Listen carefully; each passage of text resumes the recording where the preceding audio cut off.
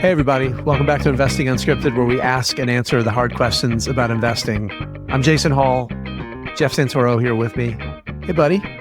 Hey, how are you? I'm good. It's one of those special episodes. Yep. You might as well make the same joke you always make, Jason. Go for it. It's 33% less us.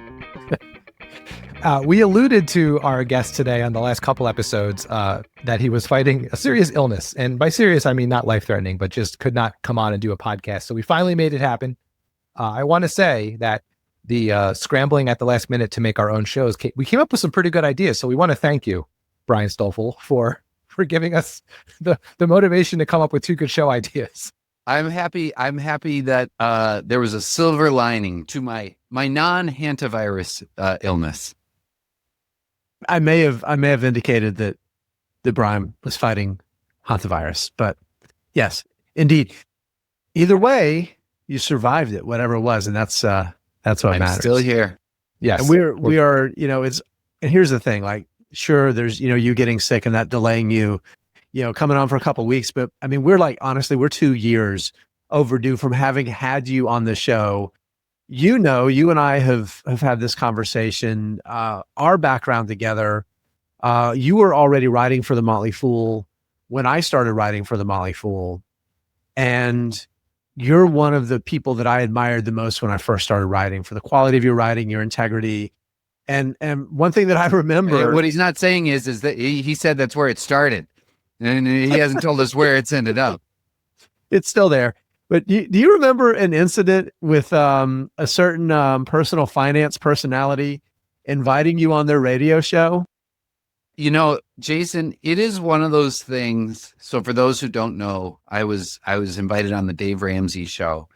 It is one of those things where still I can just be sitting there sometimes, or maybe I'm out mowing the lawn and I'm like, did that actually happen? Like, it seems like an alternate universe. But what I will say, my daughter is about to turn 13 years old.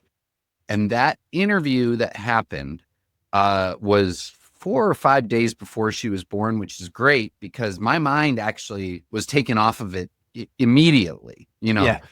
Otherwise, I think I could have gotten caught in a little black hole there for a while. But so I know it was 13 years ago.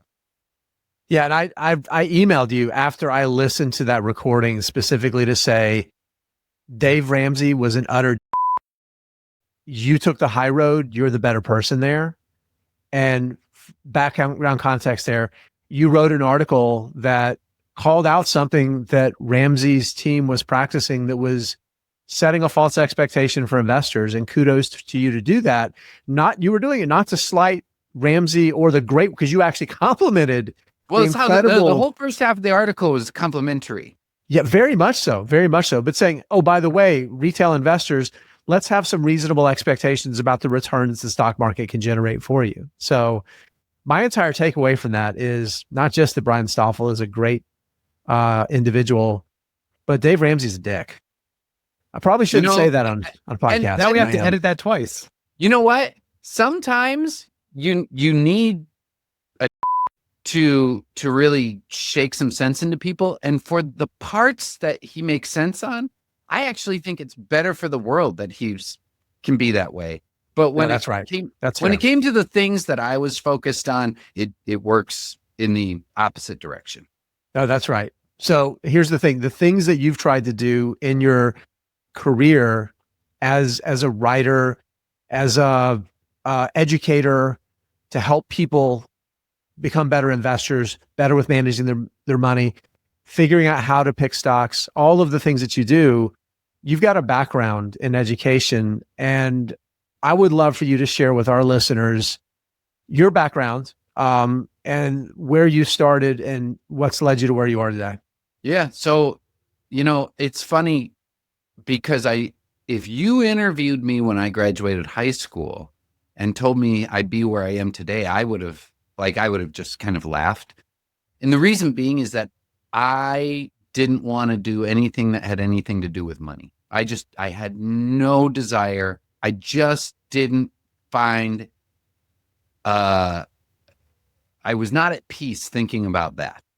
I wanted to do things with people and relationships. That's that's just kind of, I wanted to be part of a community. And I had seen where I grew up, the things that can happen when there's an unfettered pursuit of money. I think I took that lesson a little bit too far. I might have learned the right lesson and then the pendulum swung a little bit too much. So I was a teacher. I was in education. For 6 years after college, I was a middle school writing teacher. And I was at a school in Washington, D.C. that had really long hours. The kids were there from 7:30 to 5 every day. They were there on Saturday. They were there during the summer. And it was great.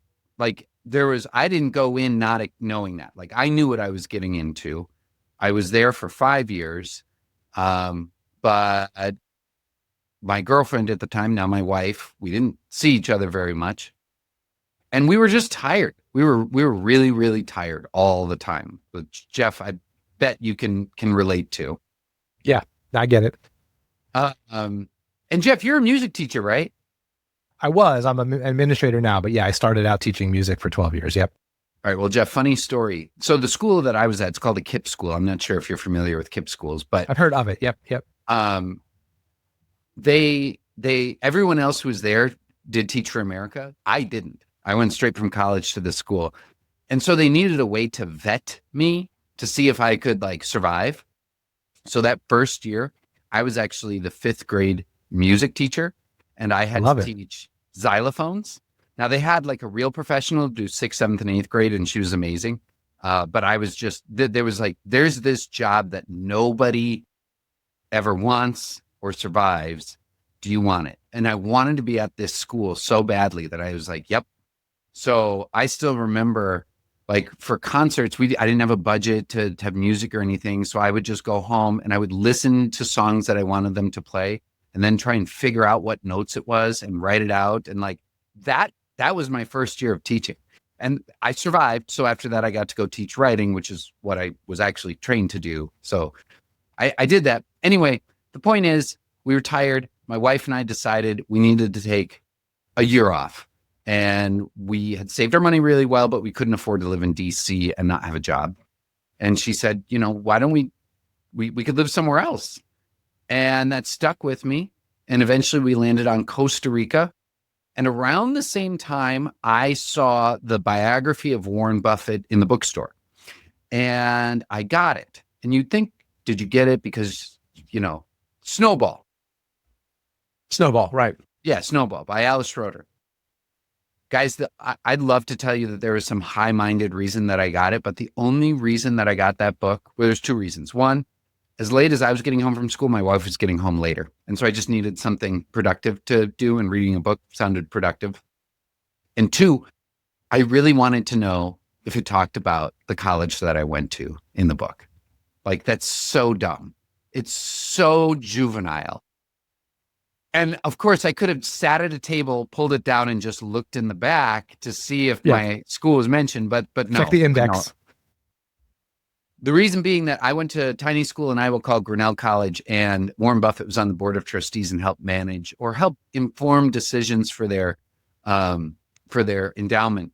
And when I was there, it was a school of 1,200 kids that had over $2 billion endowment. So, I mean, it was important that he did those things. But I read it and I was like, wow, it's really interesting. Like he was able to do all these things from home. And that was sounding really appealing to me at that point in time. And that's when I found the Motley Fool as a member. And I just started writing on the boards because I was in Costa Rica and we were not in an expat community and I didn't have anything to do. And whereas my wife, she kind of thrived in that scenario, I did not. I was floundering. But this writing on the boards, which Jason, I'm sure you remember because I think that's how you got your start. That's exactly right. Yeah. It was a healthy, regular dopamine hit. Yep. For a well, guy it was a who all of thriving community. It was the inverse of like FinTwit, for example. It was the inverse. It was wonderful.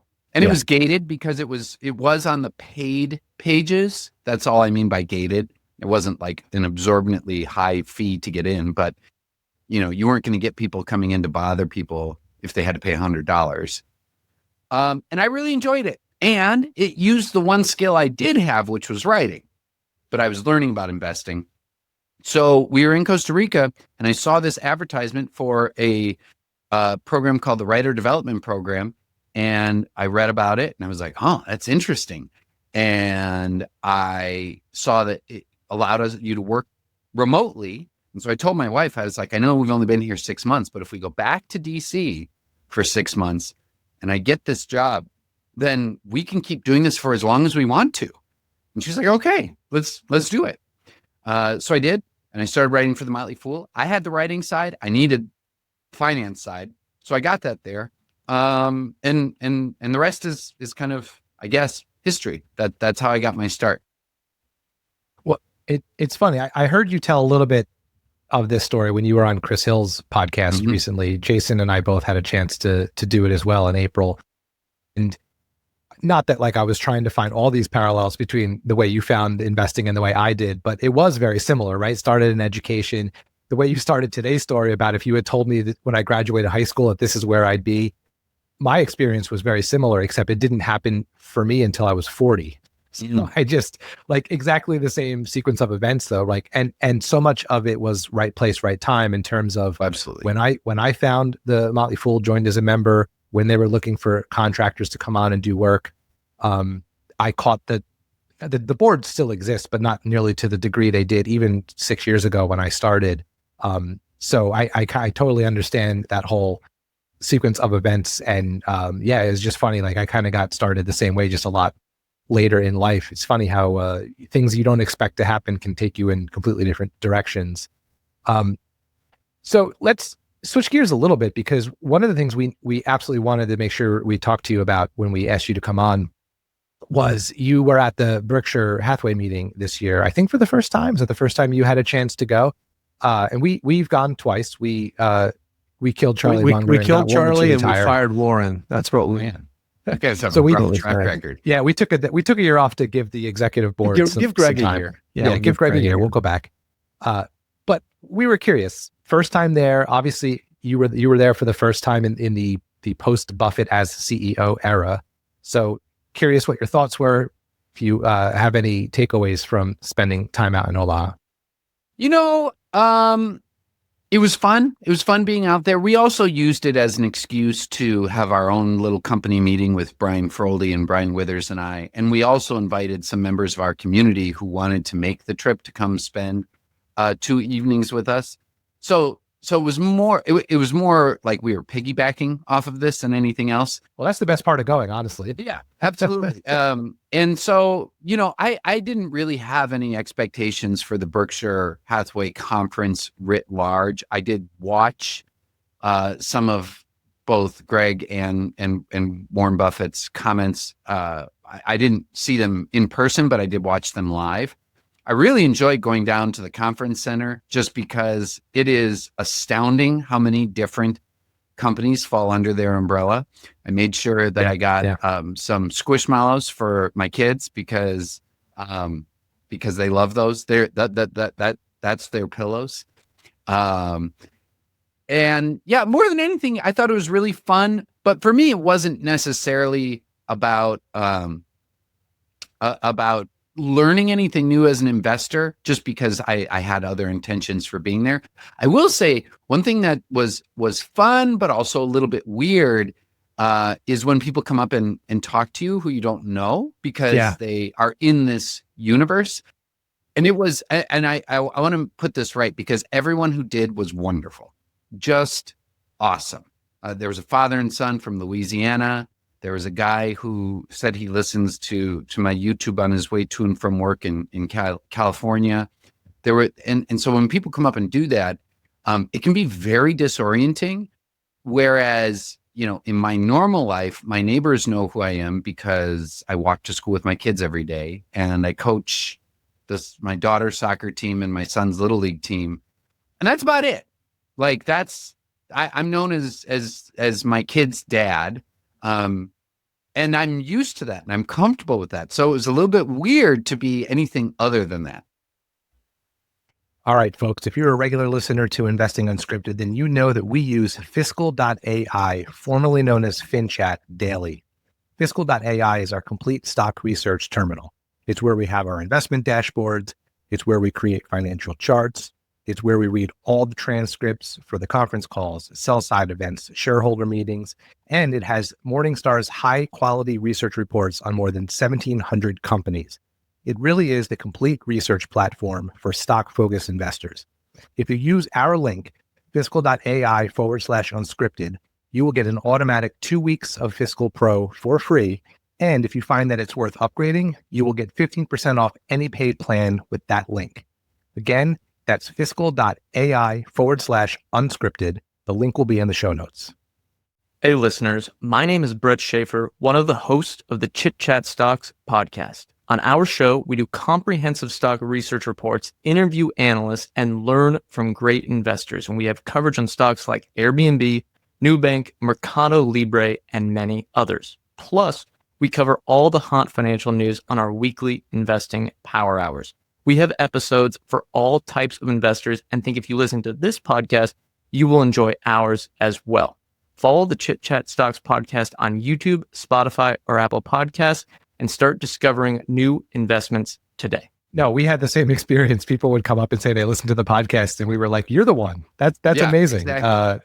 Yeah, no, it was, but I think there are a couple things about it I think are important. Like one thing I think it's really grounding too is as much as you would think on the surface, it might make you maybe pump your ego up a little bit. My experience is these are real people that are listening to the things that we're saying. Yeah. And it's informing decisions they're making that are going to affect their lives. Right. Yeah. It makes it more stressful, but in a way that is healthy.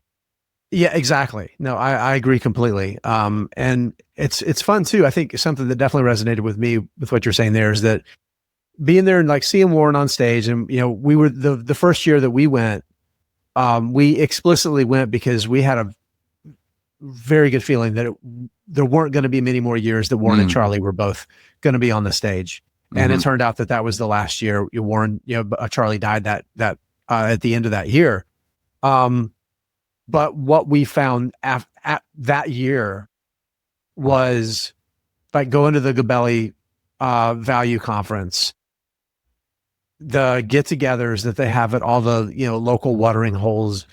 There's some pretty big names, invite people, and they just open the tab, and you get to be there with other investors, and you get to have that social time in a world especially for retail and investors, individual investors. Brian, you were just talking about it in your regular life. You're not walking down the street saying hey to people that you talk about investing with, right? So there's a donut hole most of us have in our lives when it comes to the social aspect of investing that is important to having a healthy mindset and not falling into into your own worst habits. And it's a good opportunity to kind of reset and spend a lot of social time around other investors that you just don't get in your regular life for the most part. Yep, I agree. Yeah. So Brian, you said that when you got started writing for The Fool, you had the writing chops, obviously by virtue of your education and what you were doing for work, but you had to catch up on the investing, so to speak. So I'm curious, like if you think back to your first couple of years as an investor, buying individual stocks, researching to whatever extent you knew how to when you were first starting out, what kind of an investor were you when you started, and how would you say that has evolved, up until today? Yeah, I'll apologize because I am going to repeat some of what was on that podcast with Chris Hill. But what I would say is, I think I was able to get interested in investing because David Gardner talks about investing in a way that nobody else does. And I think it's because he was, I might get this wrong, and David, if I do, I apologize, but I think he was a theater and English major in college. He was not a English lit at UNC Chapel. English lit, yeah. okay. Yeah. And I'm glad you apologized to him directly because he's absolutely a listener. Well, he's definitely listening. Oh, yeah. For sure. Yes. Yeah. Yes. So I was very drawn to that. And he also was very interested in sports. And I played sports through college. And so that was important to me as well. And so the type of investor I was had a lot to do with David Gardner's ideas about rule breaker investing. That not worrying about valuation, looking at companies that are rapidly changing the world, that everybody say are too expensive, that are boldly like coming up with ideas that just seem absurd at first, and then everybody else kind of gets on board with it. That was definitely the type of investor I was, honestly, from so it was the type of investor I was from when I started in about 2010. And then I read a book by Nassim Taleb, who wrote The Black Swan and Anti-Fragile and a bunch of other books. And there was a great yin and yang about a lot of people. I don't think this is correct, but a lot of people think of David Gardner as the eternal optimist. That I do think is correct. A lot of people think of Nassim Taleb as the eternal pessimist. I don't think that's correct. He's just very pessimistic about a certain type of risk. And I tried my best to combine those two ideas to come up with some way to invest. So from 2010 to 2016, I was like pure David Gardner. From 2016 until 2022, it was a mix between these two. But even between 2016 and 2022, I still didn't focus on valuation. I just focused on what I called the anti-fragility of the business. And I really thought about it as if it was a lemonade stand that I ran and was never going to sell. So I didn't worry about valuation. And then 2022 came and my portfolio got more than cut in half. And, pain is the greatest teacher.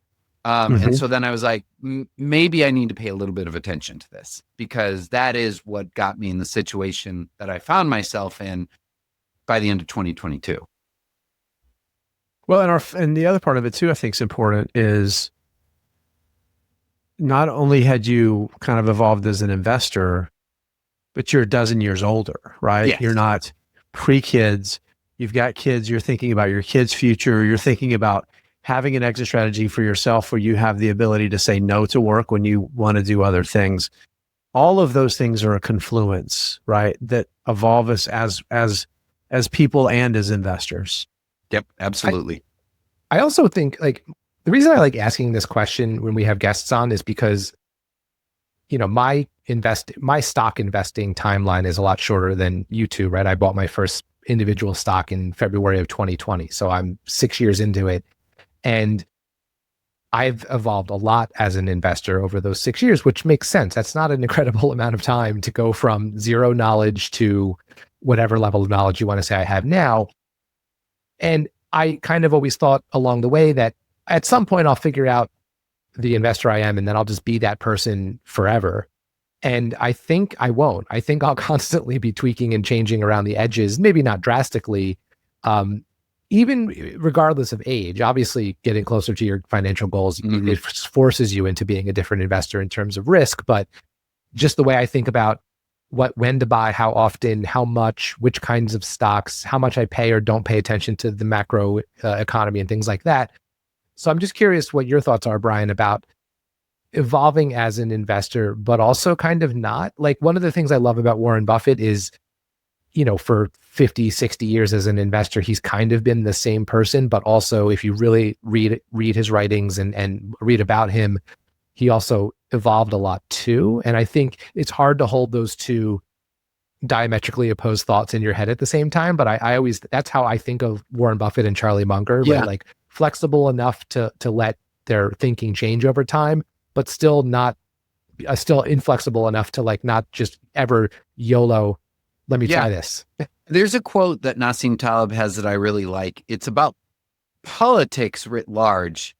And he says something to the effect of, you need to be progressive or liberal enough to make steps forward, whatever that means.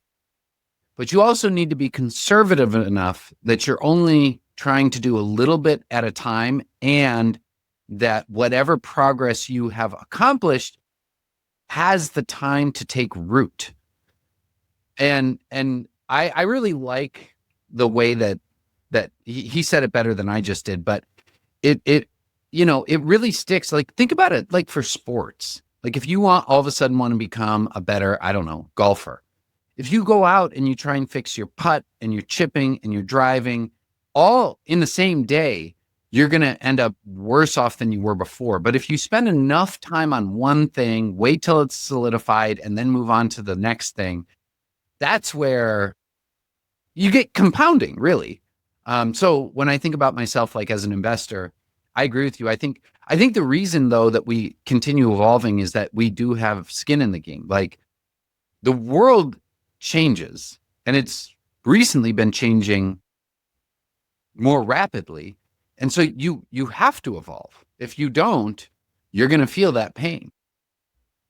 Well, speaking of the world changing rapidly, that's actually something I was curious to hear your thoughts about, right? So obviously there's a lot of, I would say, continuing storylines that we've been talking a lot about in the markets over the last couple of years, but obviously the biggest one is just AI.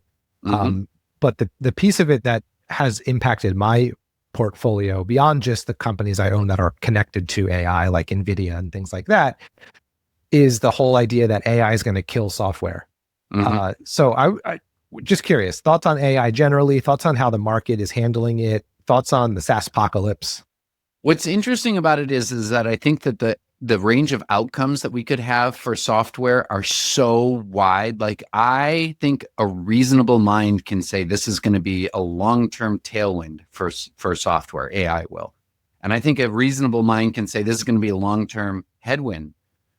I think that it's really going to depend on a company by company basis of what's going on. But I will say this.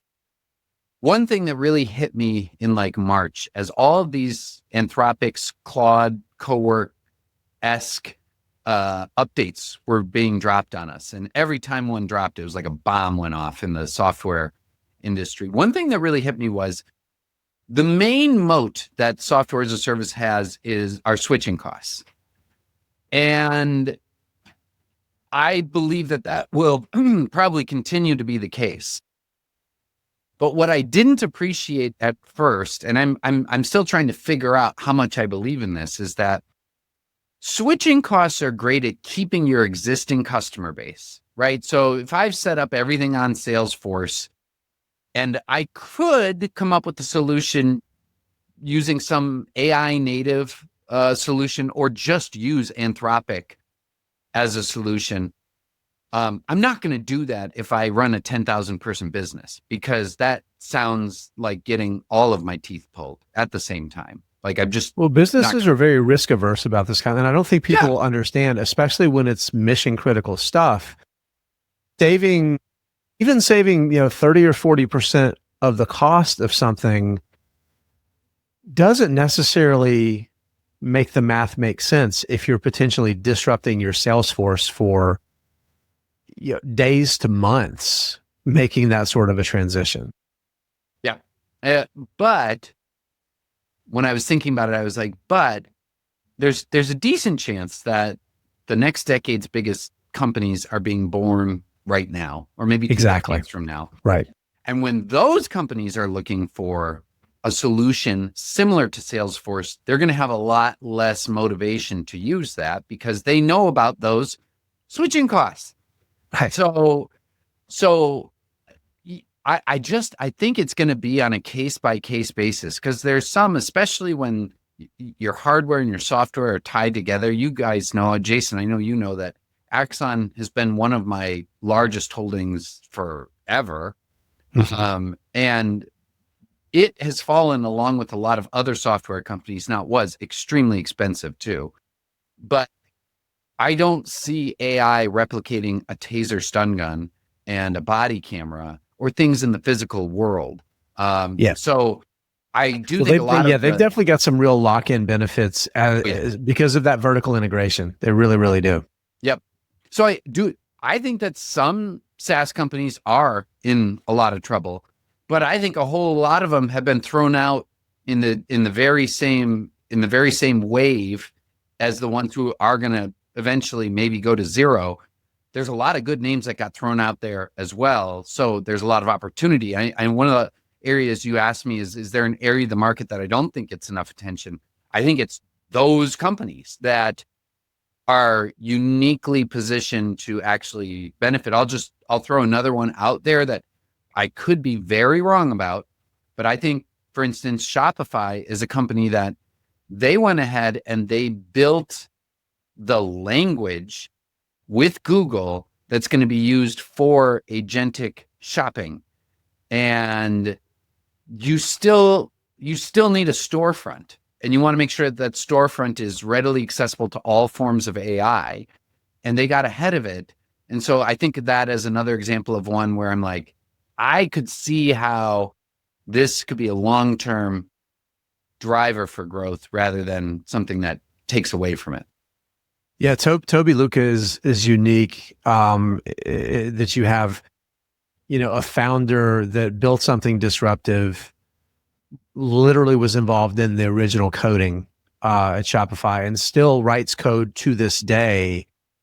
And I think a big part of the reason he does that is specifically because of the risk of disruption. It's always a better product around the corner. I think to some extent it's less proven, but I think Toast is maybe more like Shopify than some of the other payments businesses out there, especially the ones that target restaurants.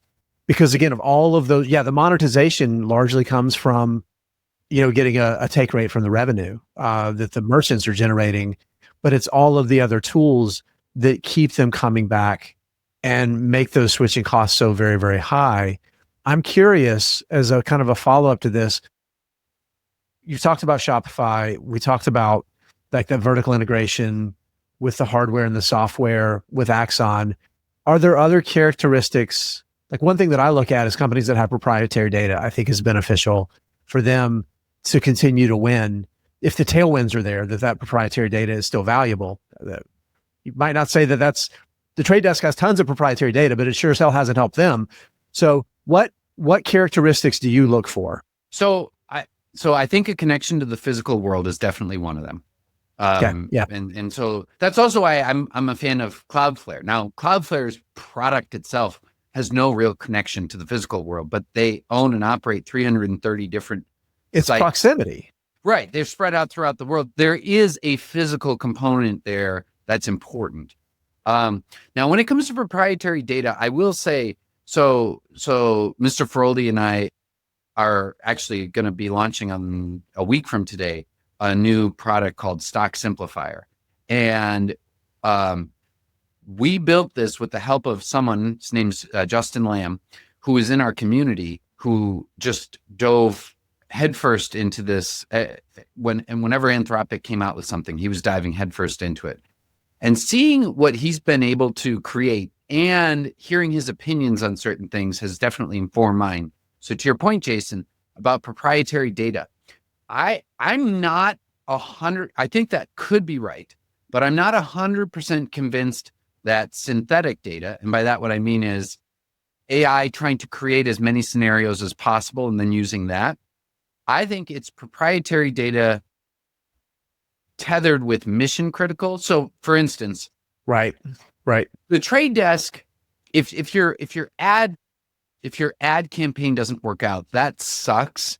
And it's not going to kill your company because you can always switch and go somewhere else.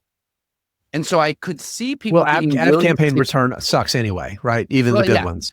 And so I could see a company being willing to say, you know what, we're going to go with this non-Trade Desk one that uses synthetic data and see how it works. Whereas with CrowdStrike, which has proprietary data on the endpoints of everyone it protects, that's very different because if it doesn't work out, well, then you've been breached and you've got lawsuits and your life is going to suck for the next 2 years if you get breached. So I think that I try and think about ad dollar spend is discretionary, right? Security is not. Exactly. I think the other thing that doesn't get talked about enough with all these companies, I agree with you, Brian, it's going to be a company by company thing. I think I don't want to ever say leadership is not important. I don't think about it as much as some other people do. But when it comes to potential disruption, especially on the scale that could take place with AI, I think leadership is going to be very important. And I think the piece of the whole SaaS sell-off that no one talks about is like, I don't think these companies are whistling past the graveyard as it pertains to AI. Like probably before we were even talking about it to the degree that we are, people who pay attention to markets and stocks, these companies were probably figuring out a way to get ahead of it, implement it. I mean, I've been really interested in companies like Adobe and ServiceNow who've been talking about building AI tools into their products, like before we were really talking about AI a lot. And so I think that is another thing that doesn't get discussed enough, is like these companies are not ignoring this and are trying to figure out a way to stay ahead of it. And I also think the way we think of software as a service companies in terms of how they kind of run and the way they work, so to speak, is based in an old understanding of the world. And I think you're going to start to see shifts in how they price their products, the numbers of tiers they offer, how many products they offer, like, those metrics of customers that use 6+ products, 8+ products, 10+ products, maybe that turns into 15+, 20+, 30+, because now they can be so much more efficient in rolling new things out. Like I'm just giving examples. Like we have to also remember that the way SaaS looks 5 years from now, hell, even maybe a year and a half from now, could just look really different. Well, and I think that I love that, because I think the other thing, and you hinted at this, we're talking about the pricing, is the margin profile of SaaS is going to be different. Now, I do think it would be imprudent to assume that any SaaS company will keep their 80% plus margins. Yeah, but I'll take 75. I think it might come down significantly. Yeah. However, that's only one half of the equation. The other half is what happens to sales. How big is your addressable margin market? shrink by 25%, but your revenue is growing by 50%. At the end of the day, that's still a pretty good deal. You make more money. How those two things balance out is, it's anybody's guess. Well, the whole like make it up on volume is sort of a cliche, but that is a construct I've kept in my mind as it pertains to AI. In a world where the software companies can be more efficient in developing software, do the prices and margins come down a little bit, but do they pull in a whole new cohort of users? I think I want to throw this one out there. This is what I've been thinking about a lot. I mean, the reality that if we think about everything we talk about with AI, with the infrastructure build out and the impact on regular people in the real world with utility rates, and a lot of it right now is inference training that's very, very power intensive. But the plain and simple fact is that if we are building tools that are living on AI agents or, an LLM chatbot that's doing the work, they're not quite as infinitely scalable as even most cloud software is. So just because of compute, you mean? Exactly. So I think even as we start going to more like CPU loads where things are more efficient, if we're talking about the increase in power from these AI native applications, I think the reality is that some margin is going to get lost because you don't have the same level of operating leverage that you get with a lot of traditional cloud software. So I think that by its very nature, even before we start talking about, look, if I'm using Claude code to build a great application, and I'm going after one of the big cloud native software platforms, I'm not leading with a lower price.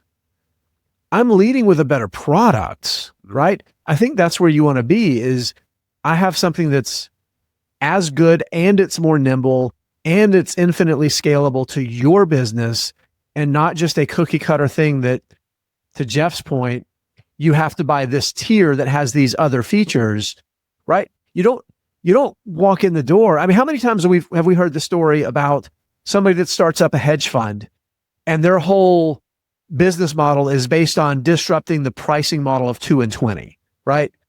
And they finally get a meeting with somebody, and the first question is, well, why are you cheaper? And then they spend a whole meeting trying to explain why they're cheaper. And then they get another meeting and it's the same thing. And people are instantly like, it sets off, like alarm bells go off. It's like when you go to an Airbnb, You don't go to the one that's just charging $5 a night. Right. You're like, well, there's got to be a reason. You're skeptical. $5. Right. Why are you cheaper? What's the hook? What am I losing here? What is the risk of saving this money? What are you really not telling me?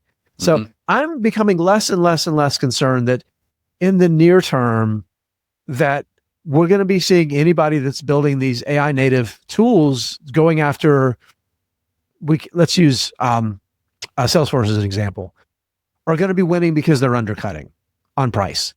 There has to be something that is better, not just cheaper. I want to ask a slightly different question in a second, but just one more thought on this thread. The other thing that's interesting, you mentioned a minute ago, Jason, the whole idea that, the costs of this are going to be higher. So that alone is going to compress margins for a lot of these companies. I'm very interested to watch the whole balance between the growth of AI versus what I think is inevitable decrease of compute and electricity needs as technology advances, right? I don't think we're going to be as electricity intensive and compute intensive forever. Like an example is what DeepSeek was able to do with lesser chips. Like I feel like at some point that's where it'll end up because every other technology has. The question is like, how fast does that happen versus the rush to meet the demand, right? Like that. Yeah, I'll push back one part on this because I've sat around and thought about what you just said there, Jeff, for a while.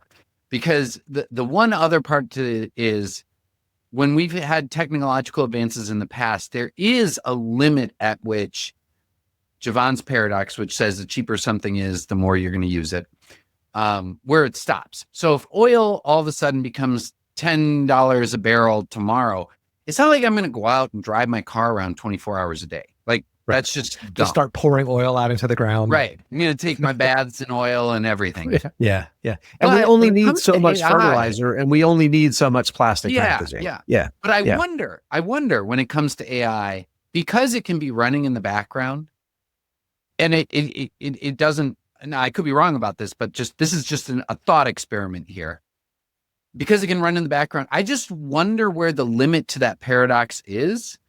Yeah.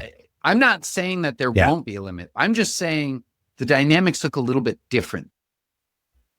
But yes. And this is not my area of expertise at all, but it's not the reason I feel like it sort of has to head in the direction of being more efficient on both compute and electricity is like, there's not enough money on Earth to make all of this profitable if it continues on the path it's on, right? Like in a world where it's running in the background of everything we do all the time, it'll cost whatever, some number I don't even know exists in terms of like, compute costs, right? So it's either gonna stall out and slow the growth, or it's gonna have to become more efficient is the way I'm thinking about it. But that makes perfect sense. I want to pivot a little before we move on. I just have a couple moving on. I want to move on. Shut up, Jeff. So the first one, this is just an interesting nugget. And I think I heard this on, maybe it was the morning edition on NPR, like this exact number. I knew it tangentially, but just hearing it out loud was like, holy crap. Anthropic and OpenAI are going to generate something like $60 billion in revenue over the next 12 months. It was zero in 2022. It's insane, right? It really is. And here's a funny anecdote. I think it's funny. It's also a little bit gross. So we have a dog. Dogs eat everything. Eventually it messes them up, right? Oh, I'm going to have to bleep this one. But I was talking to Alexa and I said, Alexa, can I give a dog a banana and will it help if I give a dog a banana, will it help with my dog? And Alexa responded, yeah, a banana with the potassium and fiber will certainly help if your dog's having some distress with its digestive system. However, this, and this. If I had have asked Alexa that a year ago, it would have said, sorry, I don't have a response for that, right? So I think that is a perfect example of how it's creeping into more and more spaces.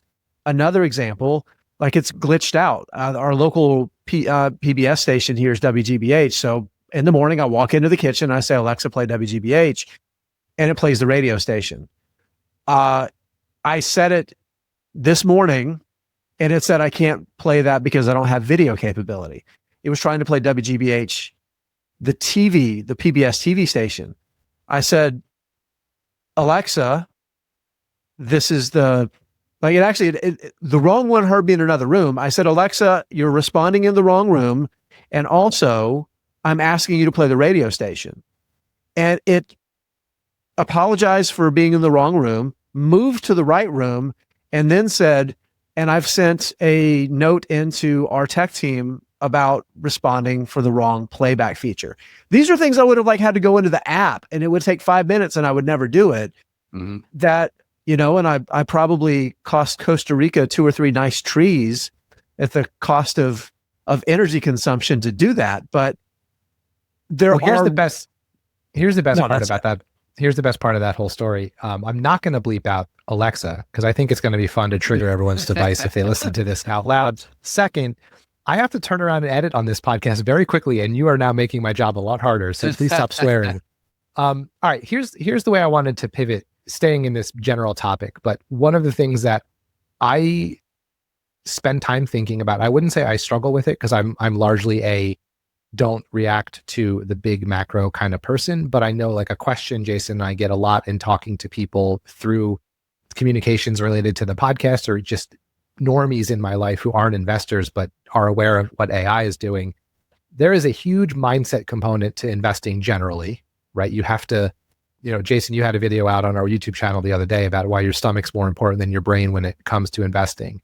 But the level of mindset you have to, I think, employ if you are someone who owns stocks that are tied to AI or owns stocks that are tied to software right now, to not make a dumb decision or a rash decision, I think is even higher. So wanted to hear your thoughts, Brian, on mindset generally, but also if you have any, do you have any rules in place or frictions that you force yourself into so that you don't make it a rash decision? I wait 2 days before I trade after I have an idea or anything like that, that is a tip you can share with our listeners. So I was blessed to have been working for the Motley Fool where there were very strict rules around when you could make trades and when you could talk about them publicly. And it really forced my thinking to slow down a bunch.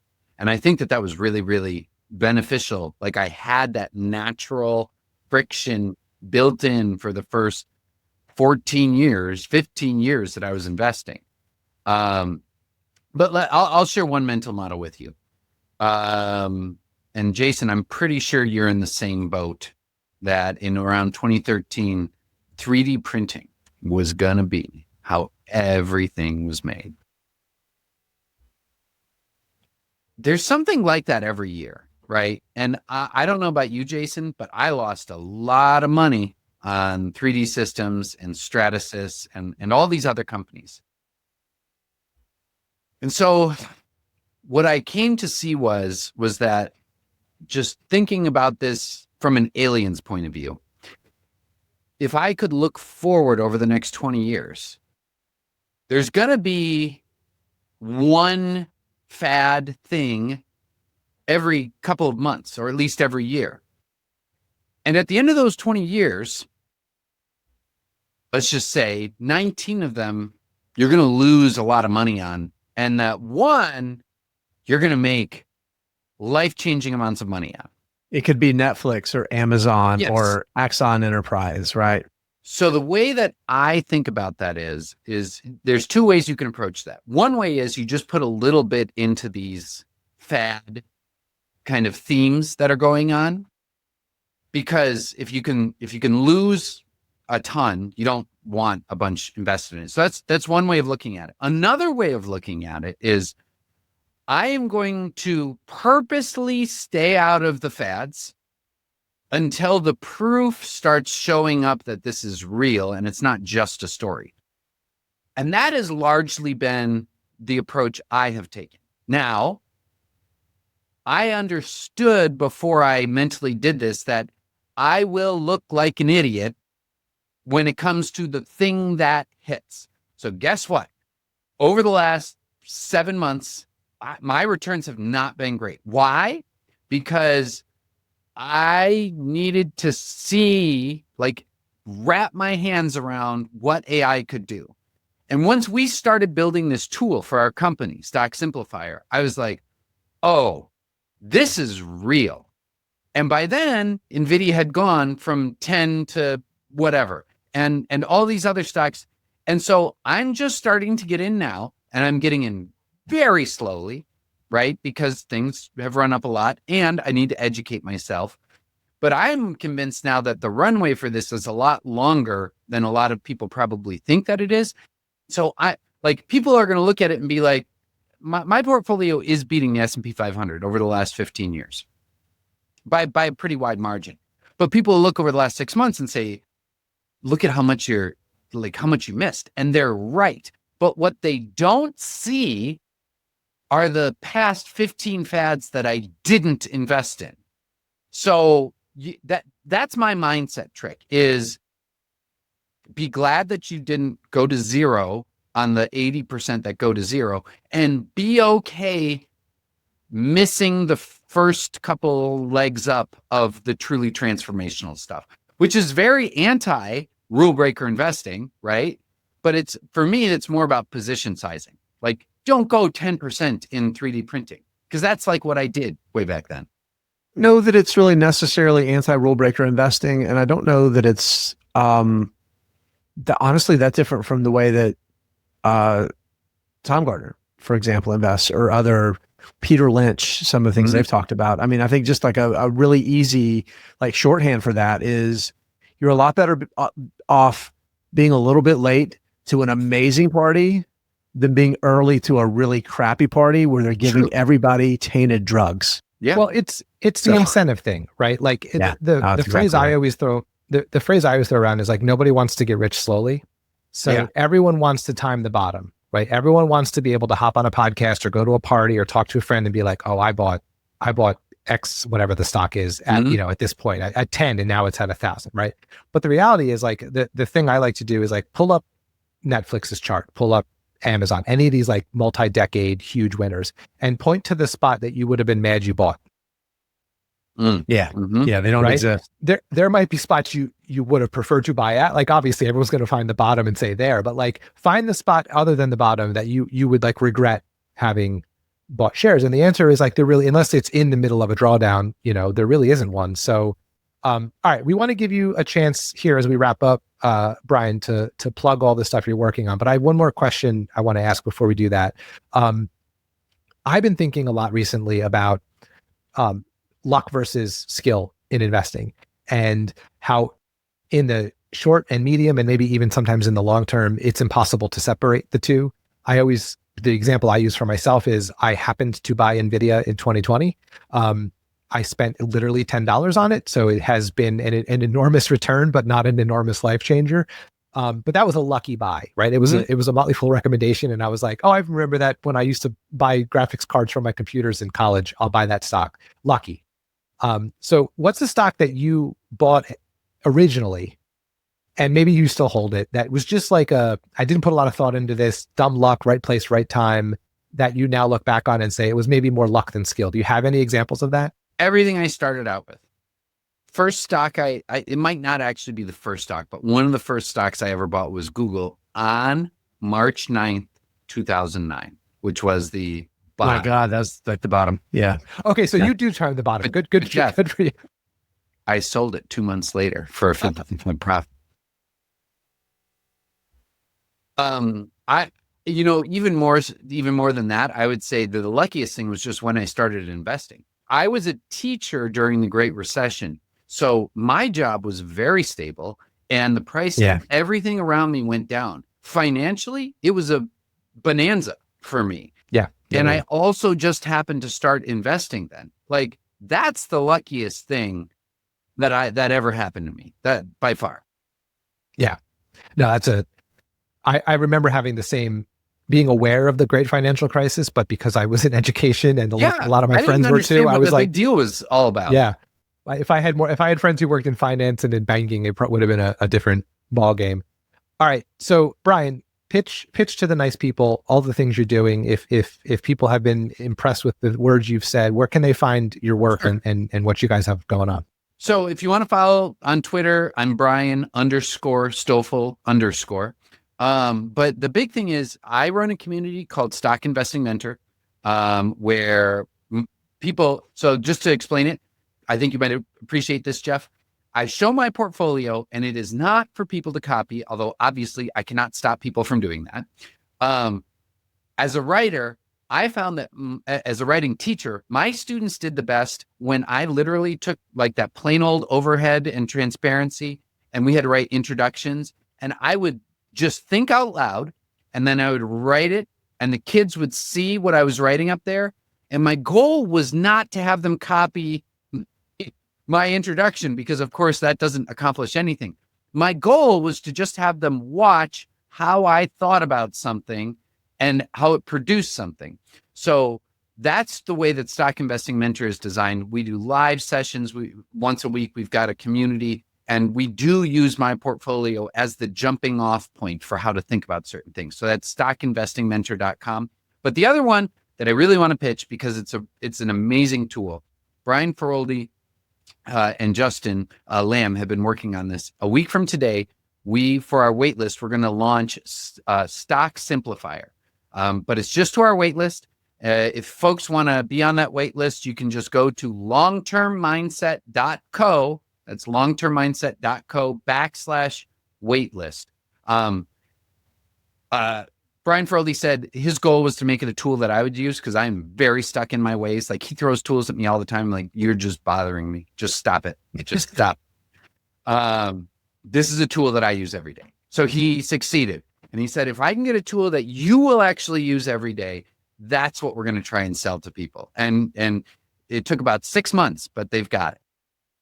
Awesome. Well, we will put links to both the Stock Investing Mentor and Long-Term Mindset in the show notes, so people can go click on that safely and not while they're driving their cars. Yeah. Jason, wrap us up here. Okay. Just first, Brian, thanks so much for coming on. Like I said, long overdue. It is an awesome conversation. And if you're so willing, I'm sure we're going to want to have you back on again. Love to be back on. I'm honored you guys invited me on and waited patiently for the week for me to recover. Yeah, well, thanks for not dying. We had the other Brian's on, but we saved the best one for last. There you go. And don't tell them we said that. No, we're going to totally tell them. Absolutely tell them. I might text them as soon as we're done with the show. They listen to the program, guys. They're going to hear it. Yeah, love it. Damn it, love it.